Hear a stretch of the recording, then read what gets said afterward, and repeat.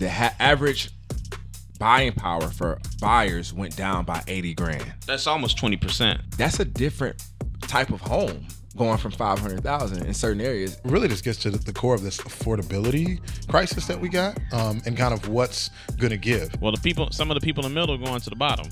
Facts. That's what's going on right there. Facts. Some of the people in the middle are going to the bottom. You see it. And there are people who are in the middle who are scrapping to stay there. Facts. Welcome to the All Blends Perfectly podcast. Keith, Ryan, Harrison, Coalition Properties, and friends talking about the intersection between lifestyle, real estate, culture, art, and everything in between because it all blends perfectly. Good day, good people. Welcome back to another episode of the All Blends Perfectly podcast. My name is Harrison Beecher. This is Ryan Butler. And this is Keith James, a.k.a. Jimmy Kenneth with the shades on. And today, we're going to talk about code switching. But before we talk about code switching, we always want to begin our episodes with a little bit of current real estate conversation and what's happening kind of in the world and in the market. Mr. Butler, what's happening in the world and in the market right now? What's going on? In the world, that's a big world. But I can tell you from the local market, some of the conversations that's been really circulating around has been around a couple things. The first is that property taxes are going to be increased. Yes. It's already been approved, I believe, in Montgomery County. Correct. And it's also going to be coming in probably Prince George's as well as D.C. In addition to property taxes, we're also seeing a really big conversations in political decision making around rent control. We're seeing it in D.C., we're seeing it in Montgomery County, we're seeing it in Prince George's County. So I think Prince George's County already made a decision. Mm-hmm. Montgomery County might be still in the pending, but they are both looking to kind of put some rent controls in because the price of rental has just been increasing so much. Yeah. What does that mean? What does that mean when you talk about Prince George's County and the political and what is all that mean? So I'll give you. Is that your computer? I don't even know why the hell was Why doing you got that. That's a weird computer, bro. What was it, like alarm or something? Yeah, no. You got an alarm on your stop computer? You would have an alarm on your No, computer. I hit the timer instead of stopwatch. My bad. It's all good, it's all brother. good. So, in regards to, I'll give you an example, right? DC wanted to wanted to cap the Year-over-year rent increase. year-over-year rent increase for rent control. Initially, somewhere it's right 8% and some change right now, and they want it to be 6%. Why is that important? Well, on one hand, you can say, well, that just stops the rent from increasing. It can keep it more affordable. On the other hand, you want your properties to keep up with inflation at a minimum. Yeah. And the problem is that affects your end pricing, as a seller. So there's less incentive for me to buy properties that don't allow me to increase the rents. So there is a battle there. And quite frankly, DC, from a large metropolitan perspective across the country, has some of the lowest multifamily transactions in the country. Yeah. Wow. Yeah. We have less. We just have less in the city. We have less, but also the percentage is also less because in addition to the rent control and the tenants' rights situation that we have here makes it really difficult. Well, and let's be honest, right? It is our intention to make sure everybody has a home. We want people to be able to have comfortable places to live that they can afford. The challenge is when politicians hear that charge, they look at rent control as a mechanism to create or support affordability when all the data shows us the actual opposite happens. Yeah. In a market like we have right now and in a world where inflation is so real and the actual cost to be a landlord and provide rental housing is higher, the fact that there is multiple jurisdictions looking at legislation to cap the ability to keep up with the cost of just providing rental housing is a problem. So this is another place where being a realtor and being a nerd and all this stuff like I am, and being involved on the Realtor Political Action Committee side to get up and fight for and present the correct data to politicians is extremely important. We need people who are actual landlords, who are actually in the street, actually transacting, to talk with them and say, I know you're looking for solutions to protect affordability, but rent control literally does not do that. And in our market, it's actually going to force more landlords to put those properties on the open market. And when that happens, they're just going to sell for top dollar. That removes affordable housing units from the market, period. The data shows it. And what it also does is that if people can't get top dollar or they can't get the price that allows them to exit with a profit, they'll just keep the property. But then, because they're frustrated with the property, they won't keep it up. So now you got these dilapidated properties. You have these properties that are having a lot of issues. The landlord doesn't have enough money coming in to make repairs to the property, and so it's this cycle that we see a lot in DC in particular. So for people that listen and watch all the time, like, what are some bullet point solutions that could occur that can kind of like help the affordability, and also with the data that's shown that, you're going to put it on the market to get top dollar, because that is a thing, the pricing of housing going up, and it's going to always go up in this area. Like, what are some, I guess, opinion solutions? That's a really sticky, tricky question. That's a lot. We got a whole episode. I got a couple. Well, I think the thing I would say, the one thing I would say, and this is adjacent to it, but the ability to sell your rights as a tenant can really affect the transactional piece in DC from the tenant occupancy TOPA.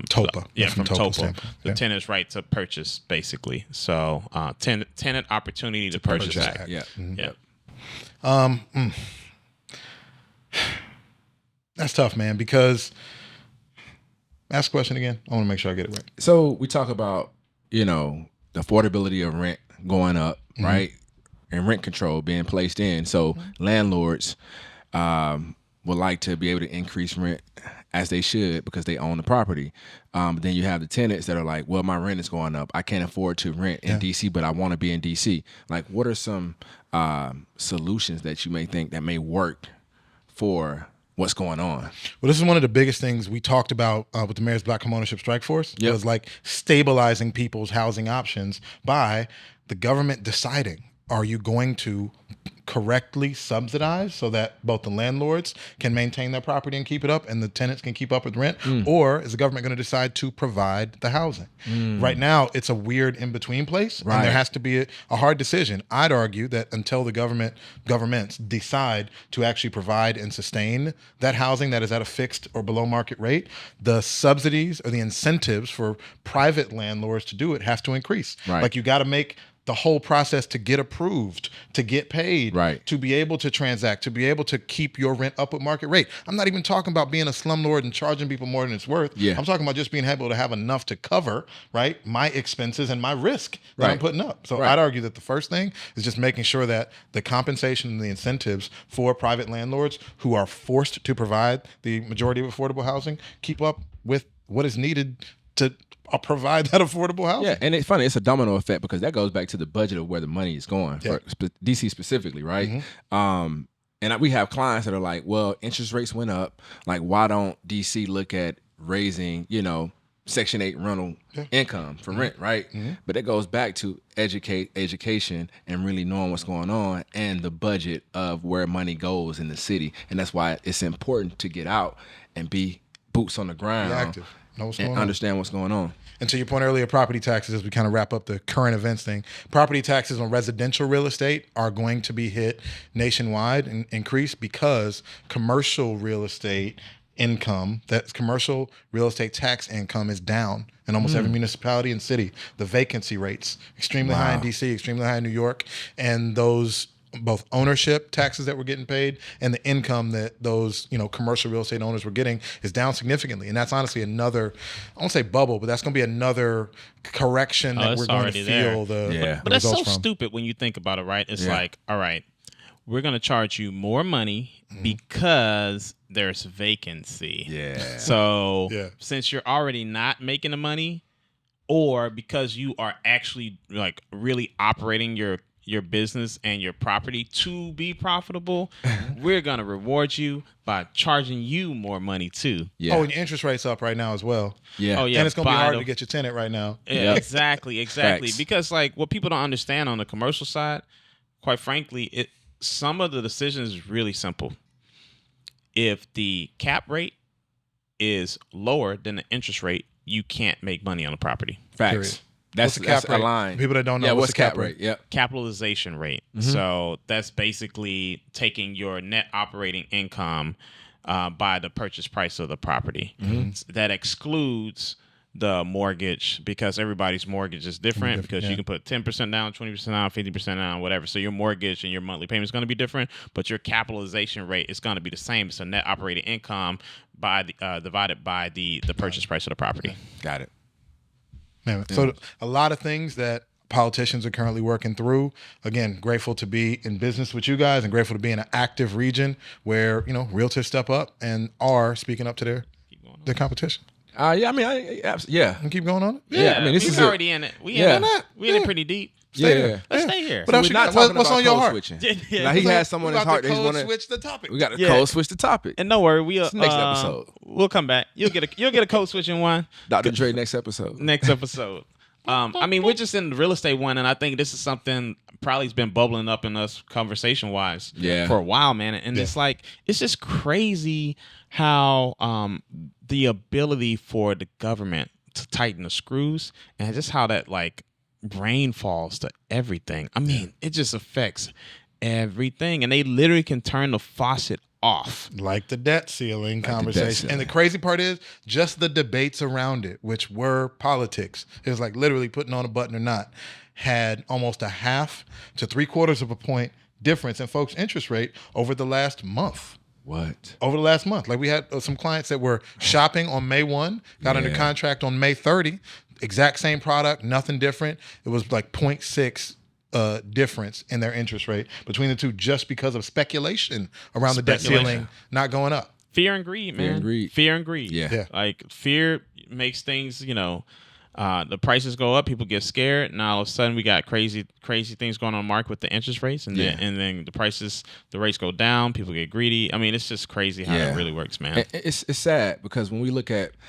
already what happened last year, if you were buying a property in January, and you didn't find anything by probably May, the average buying power for buyers went down by $80,000. Yeah. So like if you were looking for a $500,000 house, your buying power went down to $420,000. Just because of interest rate. That's almost 20%. Right. Mm-hmm. Almost 20%. And that's a different type of home going from $500,000 in certain areas to $420,000. And so that's what's really sad about that. Yeah. I mean, really this gets to the core of this affordability crisis that we got, and kind of what's going to give. And as we look at who has control to be able to change it or make an impact at all, there's lots of things that we're taking a part of in terms of education, in terms of making sure people know about where to get the money. But I feel like it goes back to that kind of fundamental choice when we look at, government versus that private side. Where is the overlap going to be to like actually move the needle in a meaningful way for those at the bottom and middle of the scale? Because I feel like folks at the top, inconvenienced, maybe a little bit like thinking about it different. But what about like folks just trying to get in the door and folks like in the middle there trying to survive? Well, some of the people in the middle are going to the bottom. Facts. That's what's going on right there. Some of the people in the middle are going to the bottom. You see it. And there are people who are in the middle who are scrapping to stay there. Facts. Like they're scrapping to stay there because, who want to be at the bottom, right? And so, I'm not here because I don't have solutions. Like, because I'm not a politician. I don't think about it deeply from a macroeconomic standpoint. But in the end, the government wants to do one thing. They want to make sure that they curb inflation. Because inflation will kill an economy. Yes. Like, absolutely kill an economy. All the other stuff it does, all the sacrifices it's willing to make, it's all because they want to curb inflation. Yeah. And it seems like it has been curbed in a lot of ways. Statistically, what they've saying, it has been curbed. But even with that, they're still like saying it's close, but it's not close enough. That's what it feels like. Look, it's like if you get a little bloated, like I get bloated, I'm uncomfortable. I'm like a little bit less bloated, but I'm still kind of uncomfortable, right? Great analogy. Did my man just hit him with the Malcolm X? Great analogy. Stick the knife in your back 12 inches, pull it out 6, talk about your health. No, man, it's real. To your point about the Prince George's County, I wanted to pull out the exact stats. For 2023, what was proposed, the Rent Stabilization Act, was a temporary limit to landlords' ability to increase their rent above 3% over a 12-month period. Inflation over the last 12-month period was closer to 4.9%. So that's literally like looking at legislation, a group of people that voted on something and said, hey, this is what we should do. Yeah. But didn't take into account the actual concrete difference in cost. And I think that it's important to think through the scenario where, because you might say, well, why would you increase it more than 3%? If I was a landlord and say I hadn't raised rents on my tenants for years, and I was trying to be a good landlord, not like raise rents and try to keep things affordable, and then my tenant leaves, and then I can only raise it up, I'm stuck. And guess what, Ryan? Legislation was just passed to increase your property taxes that next year. So that means I can't increase my revenue and my expenses went up. I can't do anything about that. And it's out of your control. It's out of my control because the government imposed on both of those things. Yeah. And it's a trickle-down effect because we know, especially for the minority community, that majority of the wealth that comes in the minority community comes from being able to purchase real estate and home ownership. And when you take that away and you put things, and I call it factors affecting performance, to be able to have someone go in and buy real estate and over the long term reap the benefits of that equity and that wealth, it's just a domino effect. And I think it's very sad that we have people that are not taking into consideration, like we're on the streets. Yeah. Like we know what's going on. We know the trickle down effect. The real estate streets. The real estate streets. My bad. Yeah. The real estate streets. We're on the real estate streets, guys. Facts. But they should come to us for counsel. They should come to us to be able to provide the data and listen to what we're trying to propose and what we're saying. So I think it's very important. Yeah. That's what, again, our associations do for you, is have actual realtors at the table.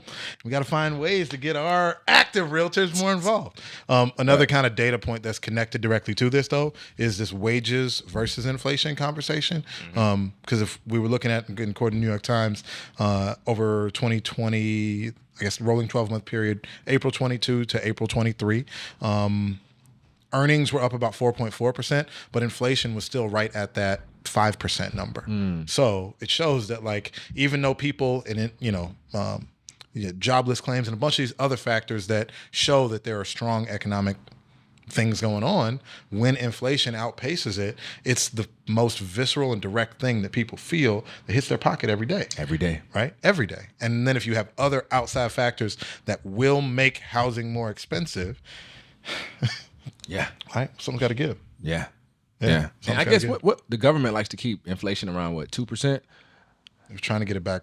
What was the target? 2 to below 3%. 3. Below 3. Yeah, I think the government likes to keep 2%. 2%. I think 10% is a good friend Ben Kinney educated us on that. Being able to keep inflation down and what goes into those and they laws. want wages to be 4%. So when that's off, when your wages aren't growing, the market just gets messed up and everything becomes more expensive, but the revenue, like your expenses go up, but your revenue doesn't increase with it. So it just makes everything harder, man. Yeah. And people at the bottom scrapping, they're trying to get out the bottom. Yeah. Yeah, for sure. And people in the middle trying to stay there. Yeah. But it's harder and they don't know what to do. Can we talk about, though, some of the mindset of the folks at the top that we've interacted with, or like at least seen how they look at and approach or talk about this whole kind of economic environment? Man, they don't care. They don't. What do you mean? Say that. Like when you say they don't care, man. That's the people at the top, man, and thinking about that, they don't really care. That's not really something that's affecting them. You know, they want to capitalize on that so they can go buy up the real estate and go buy up when something goes into foreclosure. They want that to happen because they can get it for cheap because they have the access to capital. I think they do care because it does affect them. However, they have a mindset of turning every problem into opportunity, and that's the difference. They're seeing the problem like, well, what I found is those people can really compartmentalize some things. Like stuff can be on fire over here. Segmentation, like we talked about, protect your peace. Yeah. Compartmental, that works too. I like segmentation better. Compartmentalize. I'm just messing with Beach. Yeah. He obviously said, he ain't like my words, so he had to use his own word. He didn't think it was good enough. But I mean, like, those are the people that have the capital to go and power to be able to. So when I say they don't care, I mean, if you have this power and you have access to capital and you have enough power to go and implement and influence certain decision-making processes and certain decisions, I just don't see that happening on a national platform and even on a local platform. Well, no, here's the difference. Ryan said mindset to be able to navigate, figure it out. Yep. Also the resources to be able to have more options. I think the biggest problem, we've got kind of as a country economically is that the folks with such limited resources being squeezed even more, like already had kind of less choices and new variables. And when you have just less at your disposal, it creates a whole different situation of like, how do I make more or how do I pivot or adjust when something new comes in and I got even less than I had before? Yeah. And I mean, let's be clear.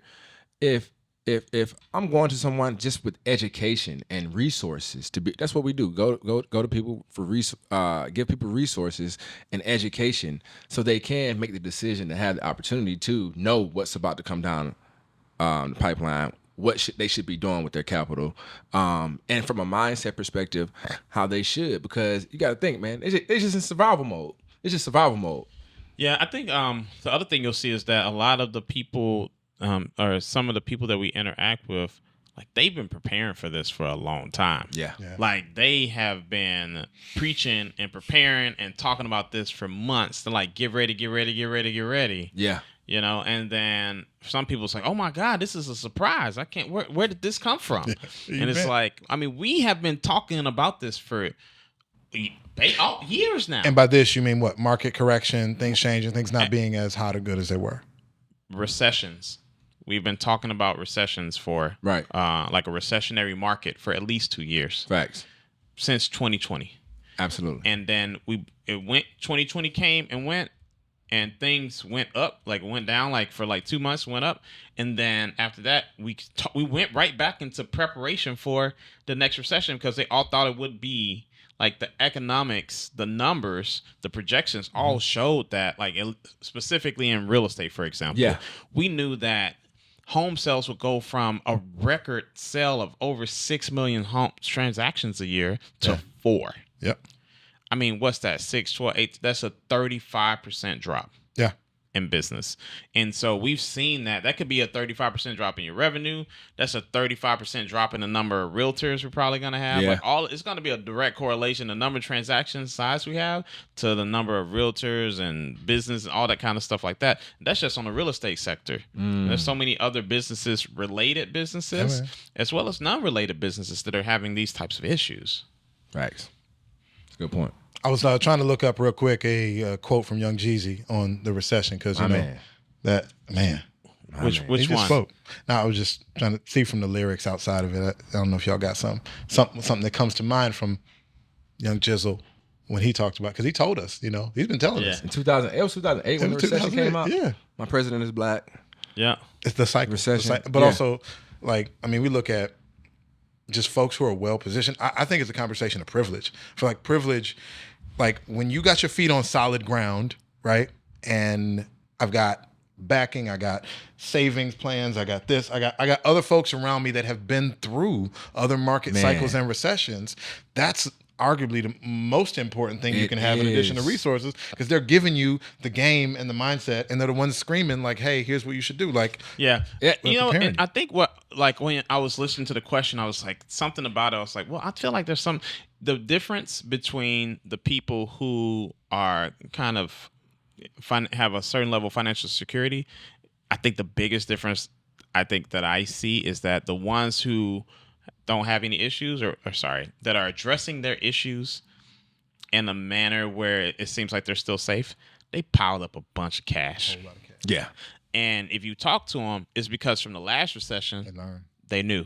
Yeah. And no matter what nobody said, nobody, keep this amount of money, keep this much cash, all these experts saying all these different things. These guys knew. Got insulated. They knew. Yeah. I need my cash. Facts. And if everything burns down, I still got my cash. And cash is king in a recession. Yes. Cash is king. Cash wasn't always king. Credit was king, during the whole like inflationary period we had. Mm-hmm. But now cash is king. Yep. But I think, to your point, like I always said, man, I want my kids to be able to graduate and not have debt. Mm-hmm. I want them to graduate from college and go into the world with no debt, not having a bill over their head. Let that be the norm. Yeah, let that be the norm. Right? And I got this shirt, that says "Normalize Black Wealth." And for my mindset, like me having debt coming out of college, it was like, and my friends having way more debt coming out of college, it was that bill. In every conversation, you can hear it always came up. Mm-hmm. Man, my student loans are literally over your head. It's over your head. Bro, I'm gonna die with this. I'm gonna die with it. I'm gonna take it to the grave. Take it to the grave. For real talk. For sure. $250,000. What? I'm not paying that off. Grave. We good, man. But the amount of I would say the amount of stress and it has on you mentally, and being able to operate and move in the world and to be able to buy assets and leverage assets and things of that nature. I mean, you really start. When you start at negative 50,000, negative 100,000 out here in the world, man, that can be stressful, especially the way banks look at that. Yeah, negative quarter piece. Negative quarter piece. Sheesh. Yes. Desi Banks, I know you love all he does on Instagram. Shout out to Desi Banks, I'm gonna mess up his quote, but he was like, see, black people just look at it different. They say, I ain't got it. You gonna figure it out. They can ask every month, but I ain't got it. I ain't gonna have it next month. Hey, I'm gonna let that go right now. Facts. I feel different. Because how you feel about that, how you approach it is different. What Cat Williams say? Why don't you pick a date and we both be surprised? Was that Cat? He was talking about the bill collectors call. Oh yeah. Why don't we? What he say? Oh no, that was D.L. Hughley. Why don't you both pick a date? Why don't you pick a date we both be surprised? Because it ain't coming.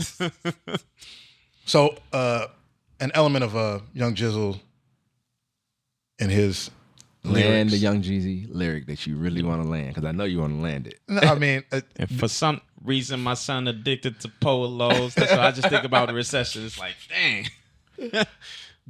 And actually, we're gonna code switch a little bit for here to make sure you hear this correctly. No, I'm not. I go try. I was ready. I was wait. The recession is now here. Feel like Norm, I'm getting cheers. I'm just speaking the truth. It ain't my fault that it strikes fear. I'm just speaking the truth. It ain't my fault that it strikes fear. That's that difference in approach, right? Like when folks with no context, no backup, no background, no savings, no safety net, hear the truth about what's going on right now, it freaks you out because you have no other options. Yeah. But folks that have been through it before, folks that got someone that can navigate them and have a safety net, a shift, a recession, or whatever does not strike the same level of fear. Facts. Yeah, because to your point earlier, it kind of bugged me because I've had the fortune of knowing some folks that are pretty wealthy, seeing how they feel about a shift in their total net worth picture and their portfolio and something that happens with business. Yeah, from being close to them, it still upset them.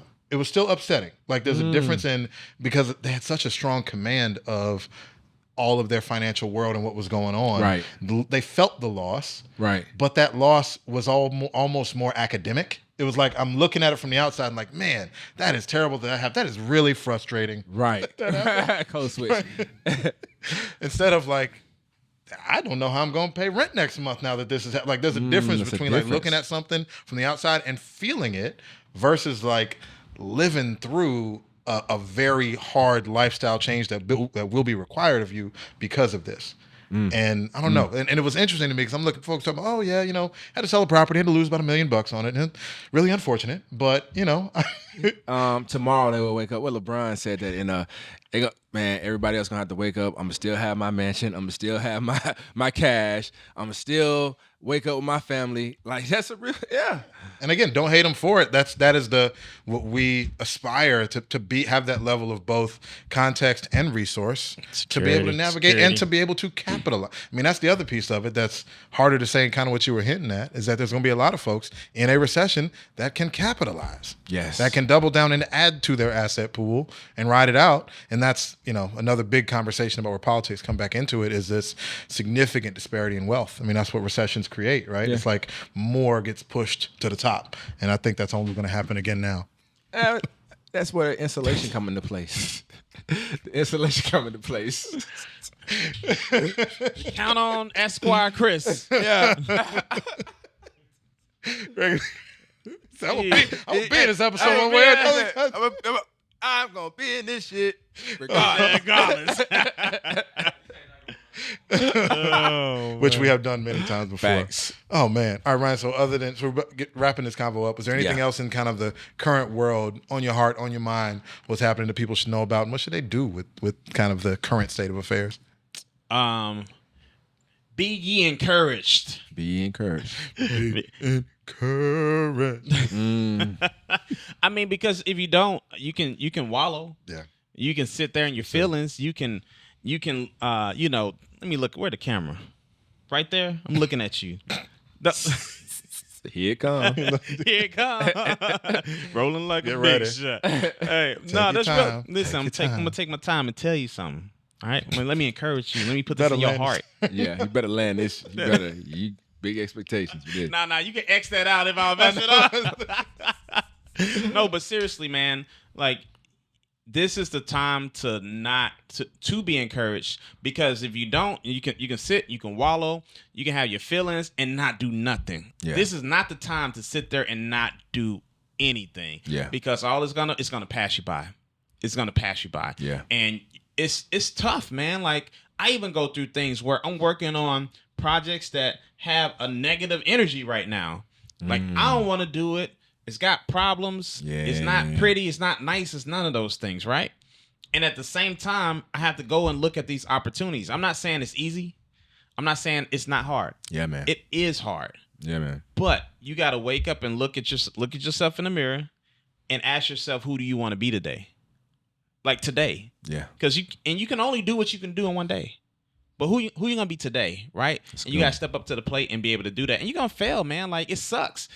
There was this like motivational speaker who says, like, he used to coach Olympic athletes, and he basically said that a third of your days are gonna be great, a third of your days are gonna be bad, and then a third is gonna be meh. Right. And so Where did we hear that? Did we just hear that recently somewhere? That same description of kind of life and winning with children and family? Sorry. Oh yeah. I'm just saying. You Previous read it episode, back. yeah. Did I do that? It translates. No. It all translates. It Yeah, all yeah. blends Oh, it perfectly. all blends perfectly. It all blends perfectly. You My can bad. tell who came. We came up with the name. Then he came up with the name. Yeah. It's a great name, by the way. I just want to let you know that. But no, it really is that way where, there's going to be some good days, there's going to be some bad days, there's going to be some mad days, but you got to actually be able to have a consistency throughout your life of just stepping up to the plate, continue to educate yourself, continue to make little decisions that will build on itself, snowball on itself every day. So it's not me getting on a soapbox or anything like that, Yeah, but man. I do really want you to, I don't want people to look and say it's hopeless out there. Yeah. I don't want people to look and say, I can't do it, right? Because you can do it. Yeah. It's just a little bit harder. And you know what? That's okay. You just got to do hard better. Yeah. Do our better. Like Dawn Staley, right? She told us. Keith, any final thoughts on what's happening in the world, what people should know, what they should think? Yeah, they should man. do? To my brother's point, Bible scripture comes into mind. Pain may endure for a night, but joy cometh in the morning. Wow. That's really. Wow. We need the keyboard on Pass that the part. collection plate, pass it. Pass the collection plate. Yep, I'm broke. Inflation. Inflation. But yeah, pain may endure for a night, but joy cometh in the morning. And that was the first thing. And then my coach, Mariah, and our coaches always say, hard conversations, easy life, easy conversations, hard life. And when I think about that, those two align. You got to start having the conversation in the house. You got to start educating yourself. You got to start mentally being prepared. And sometimes, like Ryan said, the projects and things may have negative energy, and sometimes you may fail. But the quicker you fail, the quicker you can be successful and learn from that. You got to have those hard conversations with yourself. Absolutely. With yourself. Yeah. It's not about like That's important. Yeah, you got to have it with yourself, because that's the problem. You the problem. You the problem. You the problem. You feel me? Yeah. My mama always said, you point your finger, you got 3 pointing back at you. They said 4, but They it said was 4, really, but it was you really looked 3. Like, wait. Mama, it was really 3. Self-accountability, man. For real. Love it. Thank you for those gems, gentlemen. Just dropping gems. I just want to get a t-shirt. You talking about getting some merch for this? Yeah. It should be like us, like throwing gems out. Facts. Like at one time, like Facts. a barrage of gems, Facts. because he just be, raining gems, Salt Bae? dropping dimes, Salt dropping Bae or dimes. just throwing? A Salt Bae? Oh, yeah, a Salt Bae Gym. A Salt Bae, Bae gem. like sprinkling gems. Done. Yeah. Done. Get ready for the merch. Get it on the site. Handle hard better. There will be positives on the other side. To me, man, take an active role.